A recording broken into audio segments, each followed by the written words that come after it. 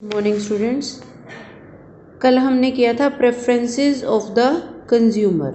ठीक है, आज हम उससे रिलेटेड टॉपिक ले रहे हैं law of diminishing marginal rate of substitution या फिर कंज्यूमर प्रेफरेंसेस। इसको हिंदी में बोला जाता है सीमांत प्रतिस्थापन दर या फिर घटती सीमांत प्रतिस्थापन दर। लॉ ऑफ डिमिनिशिंग मीन्स जो कम हो रहा है धीरे धीरे, मार्जिनल रेट ऑफ सब्स्टिट्यूशन जो हमारा सब्स्टिट्यूट रेशो है वो धीरे धीरे कम हो रहा है। किसके अकॉर्डिंग? कंज्यूमर प्रेफरेंसेस के अकॉर्डिंग। ये हमने एक्सप्लेन करना है आज इसमें। तो इसमें हमें टेबल जो 2 में हमने कल पढ़ा था, ये जो टेबल 2 गिवन है हमें, इसमें हमें क्या बताया गया था? An important law of economic, law of diminishing marginal rate of substitution. what is this law? It should become clear through the following description. As a consumer acquire more and more units of a commodity, the intensity of desire for the commodity tends to diminish. On the other hand, as the quantity of a commodity with the consumer preferences, the intensity of desire for that commodity tend to increase.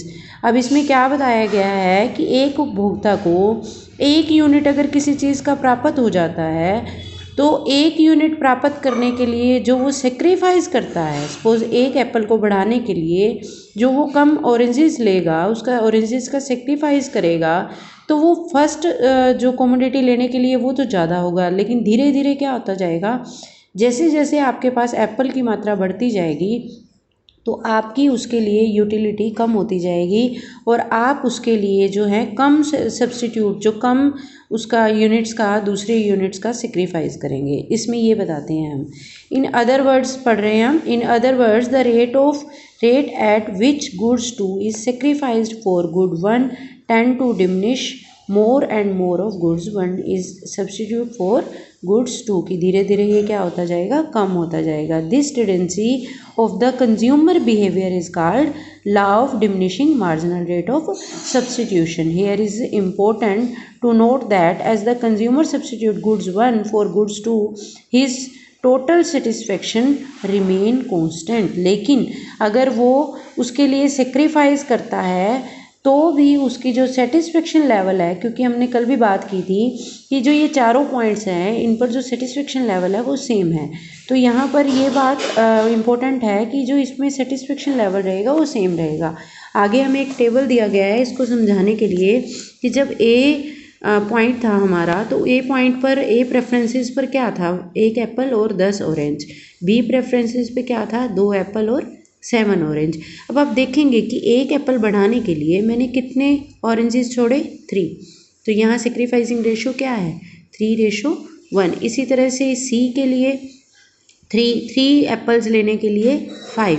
It means दूसरे जो Apple के लिए marginal बोला गया है, तो means 1 Apple लेने के लिए कितने छोड़ने पड़े हैं हमें, 2। यहाँ कितने छोड़े हमने, 2। पहले हमने 3 ऑरेंजेस दिए उसके बदले में, फिर हमने 2 दिए, 2 का सेक्रीफाइस किया और फिर हमने 1 का किया। तो धीरे धीरे ये क्या होता गया हमारा ये कम होता गया। Consumer is ready to substitute 3 oranges with 1 apple. उसके बाद second level, consumer is ready to substitute 2 oranges with 1 apple. Consumer is ready to substitute 1 orange with 1 apple. It means ये सभी जो पॉइंट्स हैं इन पर हमारा सेटिस्फेक्शन लेवल तो same है, लेकिन धीरे धीरे जो हमारा एप्पल था उसके लिए हम जो उसकी यूटिलिटी हमारे लिए कम होती गई, तो हमने अपना सेक्रीफाइसिंग जो है कम कर दिया। तो यही इसको एक्सप्लेन करके इन्होंने बताया गया है, जो सेम चीज़ मैंने आपको बताई है। ठीक है, यही हिंदी मीडियम में ले रहे हैं टेबल हमें हिंदी मीडियम में भी ये सेम टेबल दी गई है आपको कि 1 सेब और 8 केले, 2 सेब 5 केले। इट मीन्स पहले के लिए हमने 3 केले छोड़े, उसके बाद 3 सेब 3 केले। ठीक है, और यहाँ हमारी धीरे धीरे सीमांत प्रतिस्थापन दर क्या होती गई, कम होती गई। इसीलिए इसको बोला जाता है लॉ ऑफ डिमिनिशिंग, घटती सीमांत। ठीक है, लॉ ऑफ डिमिनिशिंग होता है घटती सीमांत प्रतिस्थापन दर। ठीक, नेक्स्ट है हमारा इंडिफरेंसेस कर्व क्या होती हैं। इंडिफरेंसेस कर्व की बात कर रहे हैं। Next, diagrammatically presentation of that table which show different combination of 2 goods offering the same level of satisfaction to the consumer is called indifferences curve. कल भी आपको बताया था मैंने कि अब जो ये टेबल हमें दिया गया है इसको अगर हम डायग्रामेटिकली दिखाते हैं तो ये हमारा क्या कहलाता है, इंडिफरेंसेस कर्व, क्योंकि इस पे हमें डिफरेंट कॉम्बिनेशन दिए गए हैं दोनों गुड्स के। यहाँ हमने एप्पल लिया है, एक गुड्स यहाँ लेते हैं, एक गुड्स यहाँ लेते हैं इसमें, ठीक है। तो जो ये कर्व ड्रॉ करेंगे वो हमारी कौन सी आएगी, इंडिफरेंसेस कर्व, जो हमें इसमें दिखाई गई। क्लियर। इसी तरह से हिंदी मीडियम में भी आपको इंडिफरेंसेस कर्व से रिलेटेड क्वेश्चन दिया गया है, इसकी विशेषताएं भी करवाएंगे इंडिफरेंसेस कर्व की। इसका स्क्रीनशॉट मैं आपको भेज दूँगी, देखिए, ठीक है। नेक्स्ट टॉपिक ले रहे हैं हम, सबसे मोस्ट इम्पोर्टेंट है यहाँ लॉ ऑफ डिमिनिशिंग और इंडिफरेंसेस कर्व।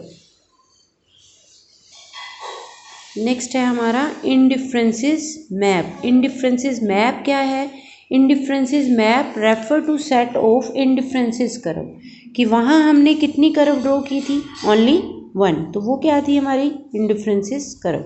अगर हम डिफरेंट तरह की जो सेट्स हैं वो ड्रॉ करते हैं इस पर इंडिफरेंसेस कर्व के, तो उसको हम बोलते हैं indifferences map. And indifferences curve which is to the right or above another indifferences curve show a higher level of satisfaction to the consumer। ये हमें क्या दिखाता है कि जो ऊपर वाली है वो हायर लेवल दिखाएगा, ठीक है। IC3 बोला गया है इसको, यहाँ 1 2 3, तो ये क्या है हमारा हायर लेवल ऑफ सेटिस्फेक्शन, जब हमारा सेटिस्फेक्शन लेवल हायर होता है। और इसी तरह से, और ये क्या है हमारा likewise IC2 show a higher level of satisfaction than IC1। तो IC1 सबसे लोअर लेवल है हमारा सेटिस्फेक्शन लेवल, उससे बढ़कर ये है, फिर नेक्स्ट वो है। इस तरह से हमने इसको ड्रॉ करके दिखाया है। तो इसको हम बोलेंगे, जब डिफरेंट सेट्स ड्रॉ किए जाते हैं तो उसको हम बोलते हैं इंडिफरेंसेस मैप।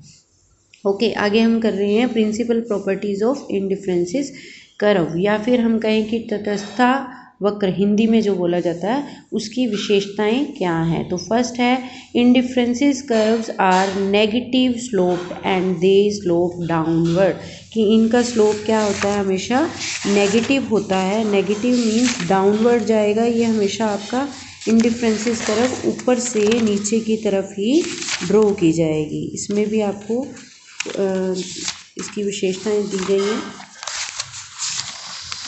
नेक्स्ट है हमारा indifferences curves are convex to the point. अब कन्वेक्स क्या है, जो इससे पहले वाला चैप्टर है उसमें हम कन्वेक्स और कनकेव कर चुके हैं, ठीक है।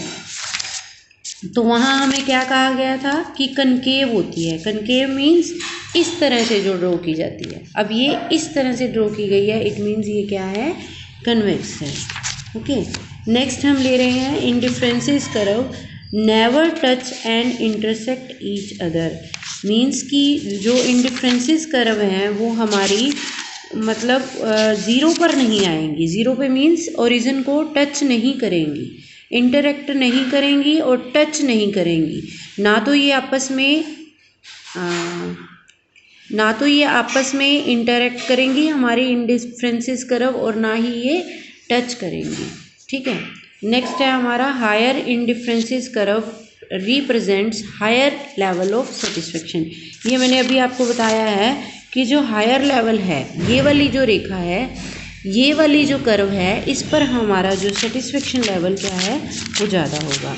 और जो नीचे वाली रेखा है, नीचे IC1 है, उस पर हमारी क्या होगी, सेटिस्फेक्शन कम होगा। और जो मिडल में है उस पर ज़्यादा होगा, किससे, IC1 से, ठीक है। नेक्स्ट है हमारा indifferences curve touch neither x axis और वाई एक्सिस। अब ये बात कि ना तो वो वाई एक्सिस को टच करेगा और ना ही एक्स एक्सिस को टच करेगा, और ना ही वो आपस में इंटरेक्ट करेगी। ये भी हमने अभी पढ़ा थर्ड पॉइंट में कि वो इंटरसेक्ट भी नहीं करेंगे आपस में। यही हिंदी मीडियम में हमें दिया गया है कि तटस्थता वक्र का ढलान क्या होता है, ऋणात्मक। हमने पढ़ा ऊपर से नीचे आता है। ये तटस्थता वक्र का आकार उनतोदर मीन्स कन्वेक्स होता है। तटस्थता वक्र एक दूसरे को ना तो छूते हैं और ना ही काटते हैं। ऊंचा तटस्था वक्र संतुष्टि के अधिक स्तर को प्रकट करता है। तटस्था वक्र न तो एक्स एक्सिस पर और न ही वाई एक्सिस को छूता है। तटस्था वक्र का एक दूसरे के समांतर होना ज़रूरी नहीं है। तो यही हमने पॉइंट्स आज इसमें किए हैं। तो आज के लिए आपका टॉपिक यही है कि इंडिफरेंसेस कर्व या फिर इंडिफरेंसेस मैप क्या है, इसकी प्रिंसिपल प्रॉपर्टीज़ क्या हैं, इसकी विशेषताएं क्या हैं। ठीक है, तो आज आपने यही करना है। और सबसे इम्पोर्टेंट है ये इंडिफरेंसेस कर्व और लॉ ऑफ डिमिनिशिंग मार्जिनल। इस चैप्टर से रिलेटेड आप ऑलमोस्ट चैप्टर हमारा कंप्लीट है बेटा। कल इसकी रिवीजन ही रहेगी, थोड़ा बहुत जो इसमें मेन रह गया वो बताने वाला है। अदरवाइज़ ये हमारा लगभग जो है कंप्लीट हो चुका है। तो आपको इस चैप्टर में कोई भी प्रॉब्लम लगे तो आप मुझसे पूछ सकते हैं। Thank you, have a nice day.